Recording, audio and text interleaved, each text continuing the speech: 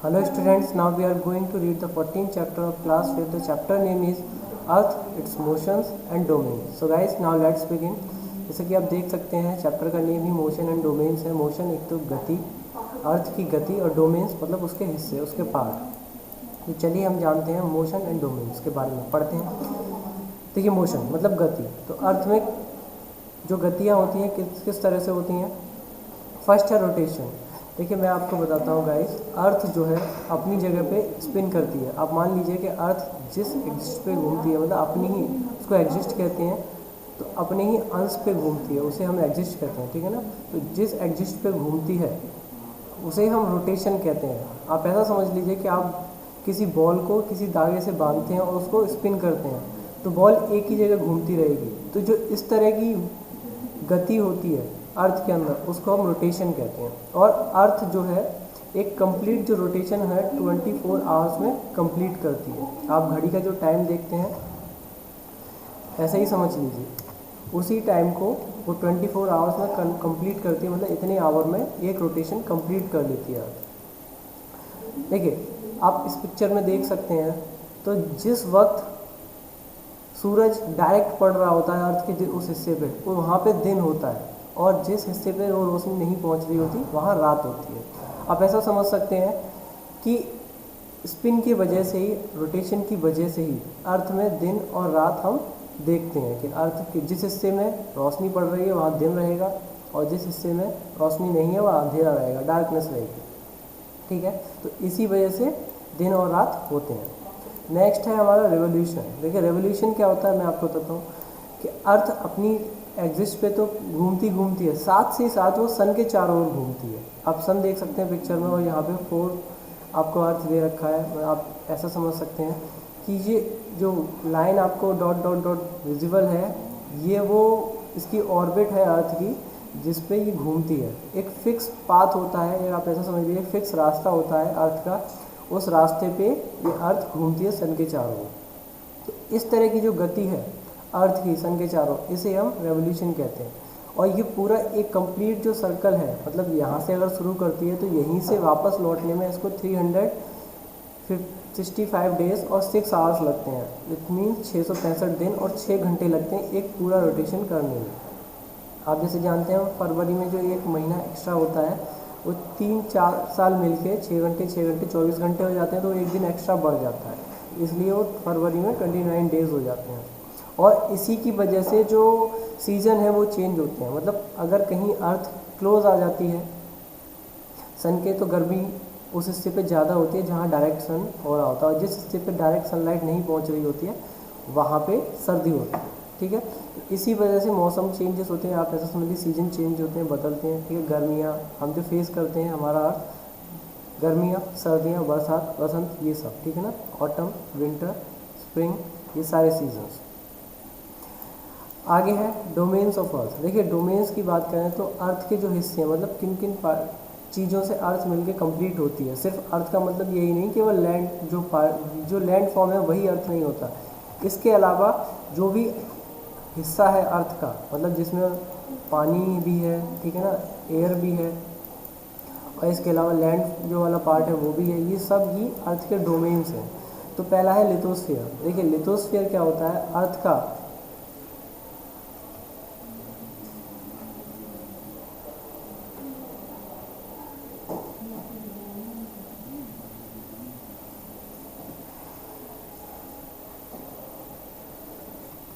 अर्थ का जो मिट्टी वाला हिस्सा होता है, जिस हिस्से पे पत्थर, मिट्टी वगैरह जो होती है, उसे हम लिथोस्फीयर पार्ट कहते हैं, ठीक है. देखिए सिर्फ इसमें आप ऐसा समझ लीजिए कि ये अनइवन होता है, ये जो पार्ट होता है जिस हिस्से में हम रहते हैं, ठीक है ना. जो सॉलिड पार्ट है अर्थ का, जहाँ मिट्टी, ठीक है ना, जो मिट्टी वाला पोर्शन है और पत्थर, ठीक है ना, वही लिथोस्फीयर होता है. अब आप जानते हैं कि वो सिर्फ उसमें एक ही चीज़ नहीं, मतलब मिट्टी, बालू, सब कुछ जो फॉर्म होता है उसी पार्ट को हम लिथोस्फीयर कहते हैं. और ये अनइवन होता है, जैसे कि आपको बताया, कहीं पे मतलब ज़्यादा है उठा हुआ, कहीं पे कम है. आप ऐसा समझ लीजिए जो इसकी हम मीज़रमेंट है उसे सी लेवल से मतलब मीज़र करते हैं, सी लेवल से इसकी हाइट कितनी है. तो जो सबसे ऊँची जो हाइट है लिथोस्फीयर में, वो है माउंट एवरेस्ट की 8848 मीटर सी लेवल से ये मीज़र करते हैं, ठीक है। और अगर हम इसको देखें लिथोस्फीयर जो 7 कॉन्टिनेंट में डिवाइडेड है, इसमें Asia, Africa, north America, south America, Antarctica, Europe और ऑस्ट्रेलिया। इसके अलावा हाइड्रोस्फीयर क्या होता है? हाइड्रोस्फीयर वो पोर्शन होता है जिसमें पानी होता है, मतलब पानी वाला जो एरिया है जितना है उसे हम हाइड्रोस्फीयर के नाम से जानते हैं। देखिए, पानी सबसे ज़्यादा हमारा महासागरों में, जितना भी है हमारी अर्थ पे जो पानी है सारा महासागरों में है, ठीक है। महासागरों को हम ओशियंस बोलते हैं। तो जितना भी अर्थ का लगभग पूरा आप समझ लीजिए 99% पानी महासागरों में ही है।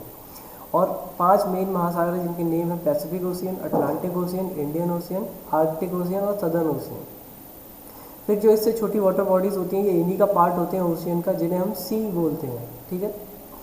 सी जो होते हैं इनको डिवाइड कर देते हैं, मतलब जैसे कि किसी कंट्री के नाम पे या फिर जिस एरिया में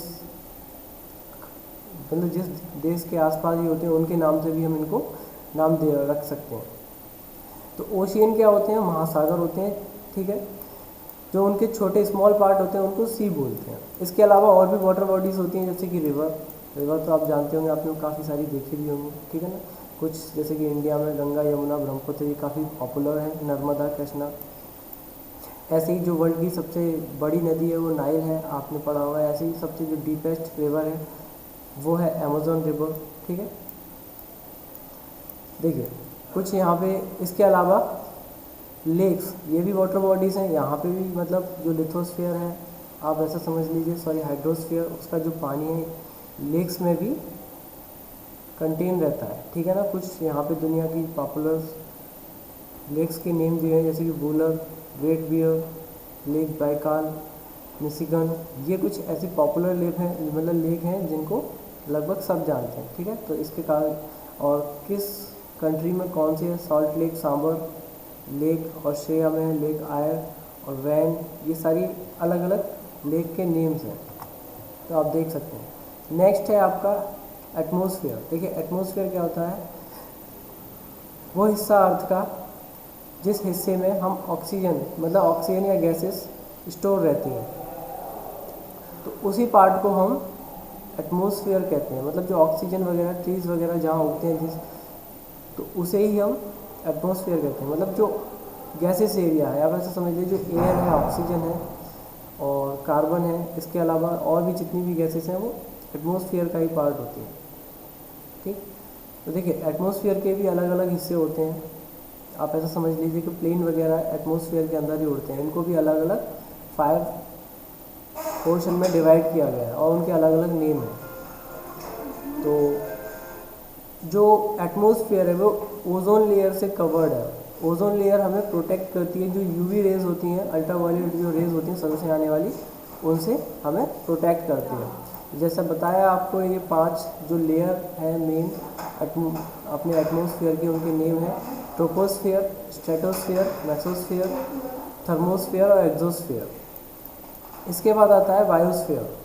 नेक्स्ट है आपका बायोस्फेयर। देखिए बायोस्फेयर मैं आपको बताता हूँ। बायोस्फेयर जो कंसिस्ट करता है अपने आप में एटमॉस्फेयर, हाइड्रोस्फेयर, लिथोस्फेयर, मतलब तीनों ही मिला के जब लाइफ जहाँ पॉसिबल होती है तो वही उसको हम बायोस्फीयर कहते हैं। मतलब बायोस्फीयर तभी पॉसिबल है जहाँ लाइफ एग्जिस्ट करती है, चाहे वो डीप ओशियन में हो, नीचे समुद्र के नीचे, या फिर ट्रीज़ के नीचे जड़ से शुरू होती है, जैसे जड़ की शुरुआत वहाँ पे भी, या फिर कहीं माउंटेन की किसी ऊंचाई पे, किसी पीक पे, मतलब जहाँ लाइफ पॉसिबल है। तो ये सब मिलके ही बायोस्फीयर कंसिस्ट करती है। मतलब ऐसा समझते हैं जहाँ लाइफ पॉसिबल होती है वही बायोस्फीयर हम उसे कहते हैं, ठीक है ना। तो आप ऐसा समझें जैसे कि ह्यूमन, एनिमल्स, प्लांट, ये सब रह सकते हैं, इनका जीवन तभी संभव है जहाँ बायोस्फीयर है, ठीक है। और जैसा कि आपको पहले भी बताया, चाहे समुद्र की गहराई में हो, चाहे पानी के अंदर हो, नदियों की ज़मीन के नीचे, पहाड़ों के ऊपर, कितनी भी गहराई या ऊंचाई पे, ठीक है ना, बायोस्फीयर की वजह से ही लाइफ पॉसिबल होती है। और आप जानते हैं बर्ड्स वगैरह भी हवा में फ्लाई करती हैं, तो ये भी मतलब बायोस्फीयर का ही हिस्सा है, जिसमें तीनों ही मिलकर हाइड्रोस्फीयर, एटमॉस्फेयर, लिथोस्फीयर मिलकर बायोस्फीयर का निर्माण करते हैं, जिसमें लाइफ पॉसिबल होती है। तो आई होप गाइस आपको समझ में आ गया होगा। Thank you.